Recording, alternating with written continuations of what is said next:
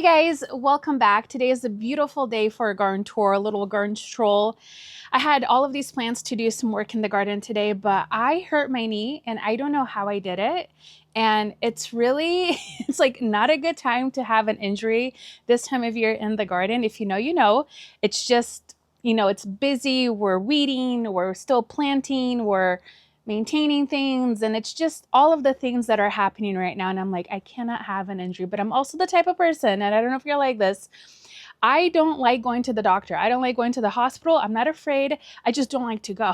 It's like a waste of time. I'd rather be in my garden. And I'm just one of those stubborn people that will wait until something is like falling off to finally say, okay, I guess I should go in. Anyways, I really don't know what happened. I did step into like a little pothole and I kind of tripped a little bit. Maybe that was it. I don't know. I'm just a clumsy person. So I'm hoping by the weekend it's going to feel better. In the meantime, I'm just going to try and be good about not putting more strain on it. However, I was trying to plant last night and I was like, ow, I can't do it. I can't do it. So I'm going to try to be really good. So I figured, let me show you what's going on in the front garden today. We've been working so much in the back. You guys have seen the back. I do want to do a full tour back there because there's a lot of really good things going on. But we haven't been working out in the front lately and it's coming together really well. Overall, the front garden is looking really good. There's definitely areas for improvement. There are some things that are going well, some things that could be better. And I get this wild hair from time to time where I'm just like looking at the garden and I'll stand there, look at it, and I just think I want to start over. I go through these motions from time to time and I back off the ledge. I do eventually, but there are times where I'm just like, I want to redo everything.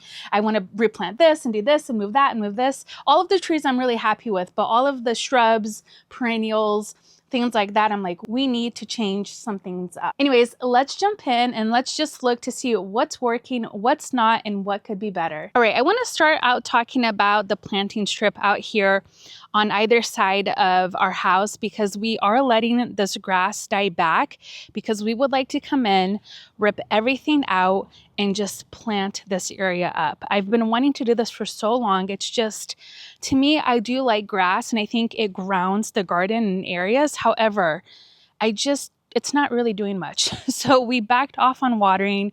I didn't want to do anything like cardboard just because I knew if we just backed off on watering, it was going to die back on its own. So we're almost there where we're going to rip it out. We also weren't in a huge rush to get this out because we're not ready to plant it quite yet. We have so many other garden projects that we're focusing on this year. And I know we'll probably get to this soon, but it was just one of those things like, let's just back off the watering. It's gonna look terrible. And I'm sure Sergey's like dying inside a little bit because he hates seeing the grass like this, but we're just being patient about it and not rushing to get anything out because we don't have all of the plant material and design yet finalized for this space. So it's not like us to do this. Again, we do like to have a nice green grass, and even the main grass is struggling a little bit. And it's because we've had a lot of heat this last week and we kind of backed off on the watering just because we were going out of town and just traveling and all of that good stuff. So we did back off on the watering. It is supposed to cool down, so I'm hoping it's going to be a little bit better. And we do need to come in and feed our grass, which we haven't done yet. But let's start out back here. Our neighbors are painting their house. You might see them popping in and out. So first off, this verbena kind of took, I don't even know what to say about it. This is one plant and look at what it's doing. I do want to come in and cut it back just because it's so big. It's already starting to lean a little bit, but it's so beautiful. The bees love it. And do you guys remember we used to have like, I don't know, it looked like thousands of them just self-seeded over here. And I was like, oh my gosh. Well, look what happened. There was a bunch that we didn't catch back here. And look at this. We don't water this, okay? It's just getting runoff. It's literally growing through fabric and rocks, and it's thriving. So there's all of these here. There's some right up there against the ledge. I don't want to go back there because of my knee. There's some growing right back there against this little retaining wall. and it's just going for it. And I came out here and I was like, we probably need to pull this. But I'm also trying to embrace our plants and allow them to do what they want to do this year. Something that I kind of took away from our trip to Chelsea in England, just kind of embracing the wildness of it all. So I'm going to just leave it for this year and let it do its thing, because we don't have a lot of big plans for this space at this exact moment. I mean, I do have some plans, just not that we're going to be planting up right away. So anyways, I'm just going to leave it. I think it's so pretty in its own little weird way. Like, you guys know me, you know I'm OCD, so it hurts a little bit to allow this to happen, but I'm also like, it's okay, it's okay. I'm just going to embrace it. Our annuals are starting to put on size, which I'm happy about. We have the Super Venus Sparkling Amethyst. And just look at how sweet those little clusters of flowers are. And then the Super Tunia Blue Tiara is also doing really well. I wasn't super sure about the two-tone, but it's actually pulling, well, at least on some plants, it's pulling a little bit more purple, and the other ones are pulling a little bit more light. And then there's a lot of plants that are doing the combo of the two, but I'm actually really surprised at how much I'm enjoying them. Right back here, we have our grasses that are coming in. We planted those earlier on this season, and I might need to move this. I don't know what I was thinking about spacing, and I know that's something I always just push, but it's looking a little bit out of place. So I think I need to shift this grass into a different space, but for now I'm going to leave it. And then we also have the plain the blue salvias tucked throughout. This one is doing good. We have one on the other side in our other bed over there that is doing great. And I think it's because it's getting full sun. And that is something I need to start considering, because our maple here is getting so big. It's actually providing a lot of shade to some of our plants down here. So I need to really pay attention to the sunlight, because that will really help me design and rethink this bed over here next year. Now, one of the areas of improvement that I think I need to really hone in next year is going to be adding in more perennials and focusing on the layering. Everything is really flat right here. Granted, it's pretty, but it's just too flat. I really need to come in front of our little fluffy over here, maybe come in with some echinacea. I'm not sure yet about the plant material, but I really want to go heavy-handed with perennials next year, and then bring in our annuals more so towards the front, like it should be. I just wasn't really considering this space. I'm not sure. I thought I had planned to put some echinacea right back here. I don't know what happened, and we just ended up tucking in all of these annuals. And again, although it's beautiful, it's very flat. It kind of jumps from this tier to this tier. There's nothing in between. Our hydrangeas are doing good out here. This is a Firelight Tidbit, and I love this hydrangea. I think I especially love it in the fall when it starts to turn into that raspberry color. It's just so stunning. I definitely need to come in and start cutting back some of our bulbs. I left our alliums up, and you can see they're going to seed at this point. So I need to come in and clean everything out. We do have a kind of leftover echinacea that just popped up. We used to have a drift of them right over here, and I don't know what happened over the years, but they've died back. So that one does feel a little bit out of place. If I step back, you can kind of see it just looks a little bit out of place, but I'm also just going with it and allowing this bed to just do its own thing. I do need to come in here and just deadhead some of this Annabelle hydrangea. It's really flopping over, but oh my gosh, in the springtime when it started to bloom, it was so pretty. It's just so heavy that I just need to cut some of that back a little bit. Our trees are doing great. I mean, that's probably one of my favorite parts about our garden is our trees just look beautiful. Everything is happy. We came in and we pruned them earlier on, and they fill in. Everything looks fresh. And that's one of the reasons why I love to prune our trees back every year, especially doing a little bit of candle pruning. It just provides all of this new beautiful growth and makes everything look super fresh. There are some hostas that were left over when me and my stepdad were moving some of them to our back garden. This one is beautiful. I don't know the name of this one, but it has a little bit of a variegated edge. And I definitely need to shift it because it does get a lot of sun right here. So you can see it starts to burn up a bit when we start warming up. I mean, it's gorgeous in the springtime. So I definitely need to come in and just tuck it in somewhere else. One of the things we've been paying attention to on our crimson maple out here is this branch over here. When we were pruning it back, we talked about it dying back a bit, and it's getting a lot of sun just beating on it right there. So you can see it's kind of splitting a bit. So hopefully, I mean, there's a lot of growth right here at the tip, so it's okay for now, and hopefully it's going to be fine, because it'd be such a shame to cut this whole branch back. That would just leave such an open area. Of course, we would come in and plant something right there, but I don't know. We're just keeping a close eye on it. We kind of check on it every week to make sure it's not doing too bad. And that is a challenge that you face with some older trees, is these things can happen, and it's so sad when it does, because these trees are so established. We've been working on the shape of them, or this one, for so many years now that I'm just like crossing my finger it's nothing bad. And this is the only tree that was left on this property when we moved in. Everything else we planted. So again, it'd be a shame to do any big structural changes to this tree. I was actually thinking of adding maybe like an obelisk back here, just tuck them throughout the garden in the front here, and add something like sweet peas or climbing roses.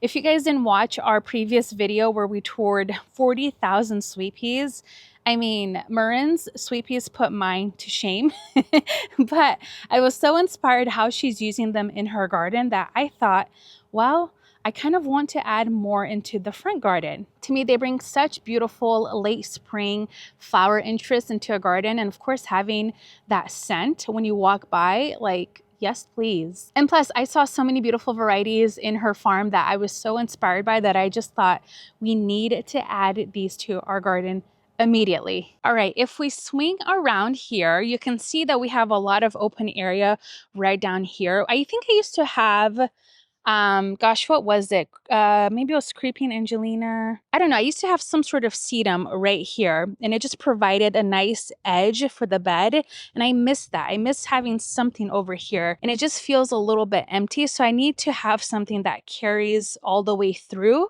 to make it look a little bit more complete. So that is another area of opportunity. The verbena that we started from seed, I made a mistake. I misread how tall these were going to get. I thought they were going to be a lower growing variety. I think this one is Brazilian verbena. Anyways, we started these from seed. We have them all over the garden. And look what it's doing. Same thing as the other one. It's kind of growing wild, but I kind of love how it's coming through the maple. Look at, well, hold on. This is a weed. That is a large weed. Let's take that out. Anyways, I do like how that is looking. However, I probably won't be planting them out here again. Again, I wasn't paying attention to the size. I thought it was going to be a low growing variety. So I would still like to have them in the back, like towards the house, and just have them kind of pop out and have other things grow underneath them.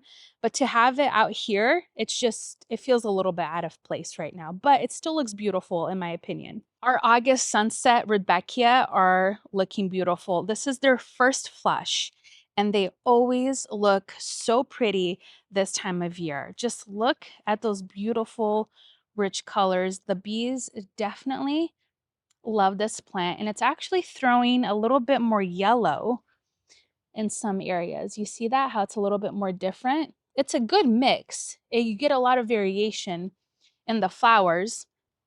Some of them are massive. I don't know if there's a big one here. I cut a couple for an arrangement. There's one that's down here that's pink, but you can see how it kind of does that. You kind of, sometimes I'll walk here and I'll just like see a bloom and I'm like, oh, that's very different from the rest. Back here we have our pineapple lilies that also need to be divided and moved because those have gotten massive. And these were bulbs that we planted, oh my gosh, maybe 3 years ago at this point. I'm not sure. But you can see the flowers are coming up. Look at that.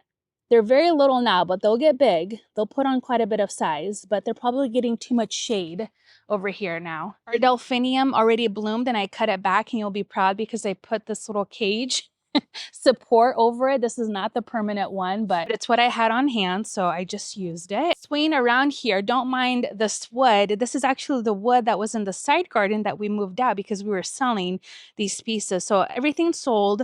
We kept a couple and we have these two left. So hopefully we will get these out of here sooner than later because they are kind of an eyesore. Speaking of eyesore, I have a ton of plants back here. Don't judge me. Most of these are dahlias. These are all of our seed dahlias that I just kept up here. This is obviously not the best location for them. I do need to find a space to just let them grow out so I can see what the blooms look like and then cull any ones that we're not going to keep. So hopefully I will get these moved this week. I actually might take it to our neighbor's house because she has a greenhouse she doesn't use. And she said, you can grow anything you want in here. And I should just take her up on that offer because I definitely need the space. This angle of the bed doesn't look bad. I'm actually super happy with how the verbena looks right here. The grass, the rudbeckia. We have a ton of pansies that we planted earlier this spring and they're still blooming. So I'm just letting them do their own thing. These are the ones that we started from seed together. This area, of course, is definitely an area of opportunity and improvement. I'd like to come in with more perennials, remove the last of the hostas and either come in with more hostas, just a different variety, and do kind of a block of them. Or I'm also thinking some pretty ground cover. I don't know. There's just so many opportunity to plant underneath a tree. And I would love to accessorize it a bit more just because you see how empty it looks. I mean, it still looks beautiful, but it'd be nice to have some things growing underneath. A quick note, somebody had asked about this little bird bath. I don't know the brand or the company, but my nephews gave it to me a few Christmases ago, and they got it at a local garden center called Portland Nursery. That's all I know. So I think somebody had asked. It is a two-piece, so you can take the top off and it's pretty, you can move it around pretty easily. So anyways, I just wanted to call that out. Our Edith Darling Rose is doing better. I almost pulled her out and gave up because it was just flopping over like crazy, but I pruned it way back. I fertilized it. I've been keeping my eye on it. It did have a little outbreak of spider mites, but we've been diligent about bringing in beneficial insects. So I think that has helped tremendously. And I will say these containers though are kind of, I don't know, I'm over them. I love them in the beginning. Now I'm just like, what can we do that's better? I think I'm just entering that era where I want to fine tune everything and change things up.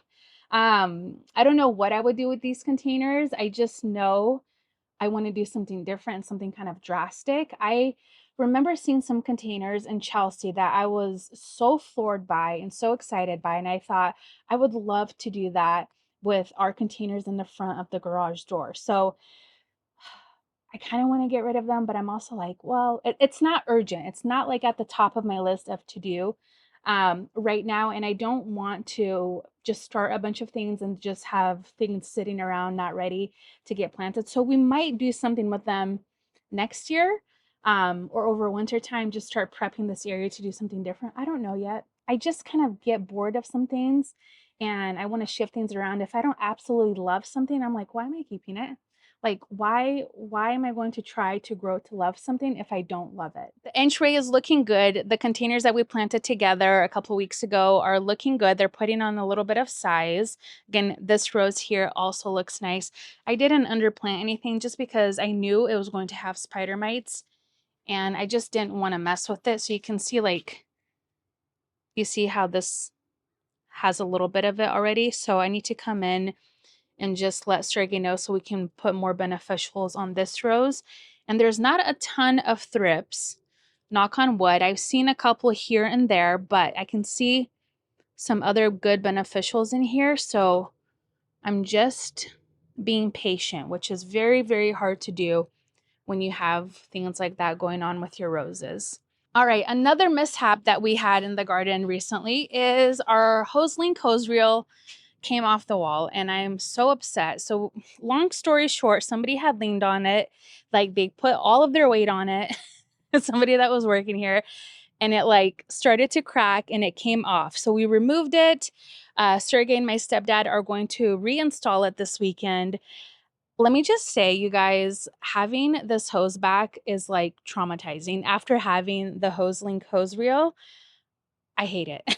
I really didn't like realize how much I hated this thing until I had to use it again. So don't mind that. It's not its permanent home. We will have to fix the siding and just reinstall our beautiful, convenient hose reel. Anyways, I haven't done much up here other than planting some scented geraniums. I think I did this, oh gosh, maybe like a week ago. I was just out here fiddling around and got these at a garden center and planted them. This is my favorite scented geranium. It doesn't look like much now, but it has these beautiful little pink flowers. It's called Robert's Lemon Rose scented geranium. There is not a scent out there like this one. It's absolutely beautiful. Our Shishigashira Lion's Head Maple is looking beautiful. It's definitely getting thicker.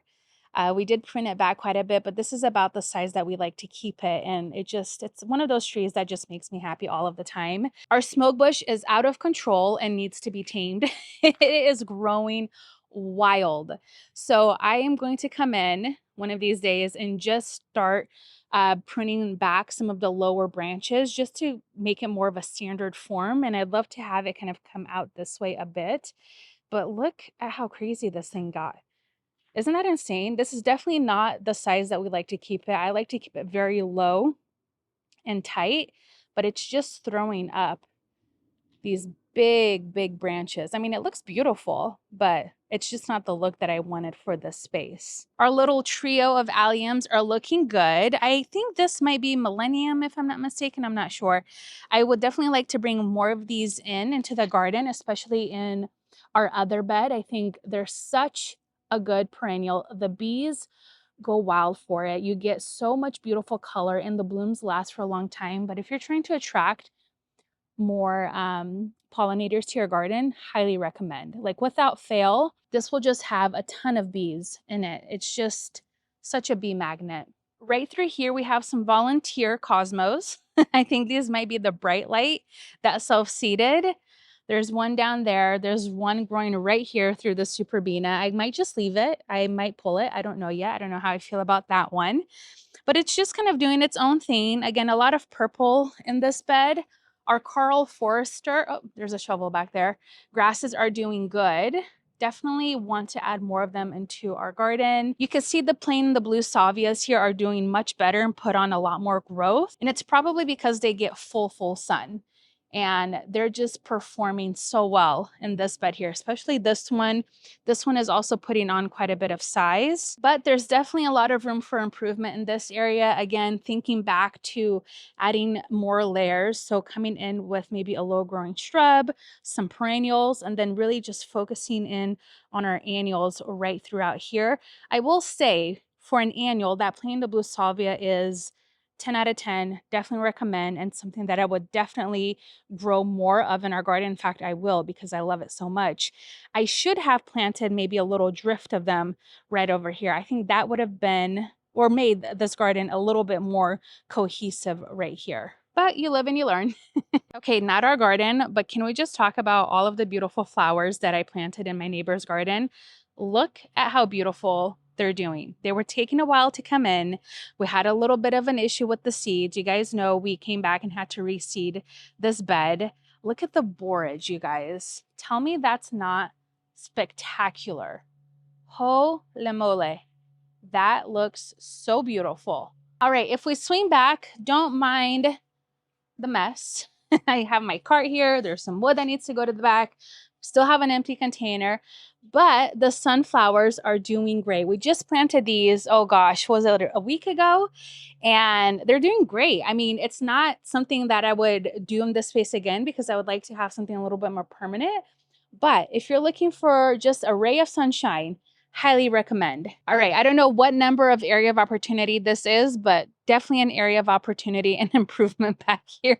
We removed the bowl. I haven't finalized or even thought about what I was going to do in this space right now.